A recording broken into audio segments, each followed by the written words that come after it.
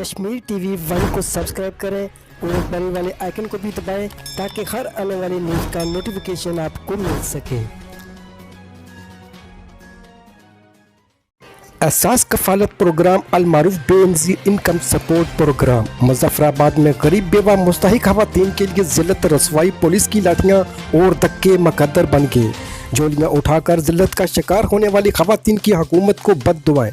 दिन भर धूप की तपश बर्दाश्त करने के बाद जब नंबर आया तो अंगूठा लगवा के अमले ने पैसे देने से इनकार कर दिया। गुज़श्ता 3 रोज़ से रोज़ाना खवार हो रही हैं। पुलिस एहलकार लाठियाँ बरसाते हैं, कोई सुनवाई नहीं की जा रही खवातीन की दखाइयाँ। गुज़श्ता कई सालों से बाइज़्ज़त पैसे लेने वाली खवातीन ने मौजूदा हुकूमत के इक़दामात पर चीख उठी। मोबाइल पर पैसे वसूल करने का पैगाम भी मसूल हुआ, लेकिन अंगूठा लगवाने के बाद अमला कहता है तुम्हारे पैसे वापस चले गए हैं।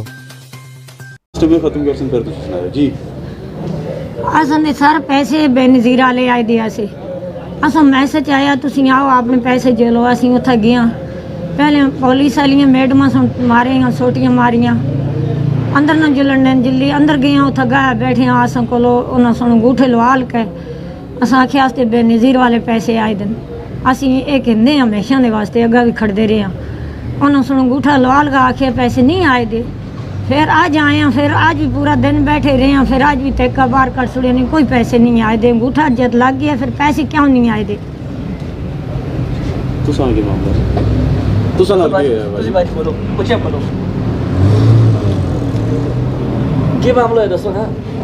मामला है हमारा मैसेज आया अपने पैसे आ गए करीब उधर आ गए तू अपने पैसे कैंजल मैसेज आया मोबाइल पे। मैं उतर गई हैं कॉलेज डिग्री कॉलेज गई हैं तो बड़ा अंगूठा उन्हें लवा लिया।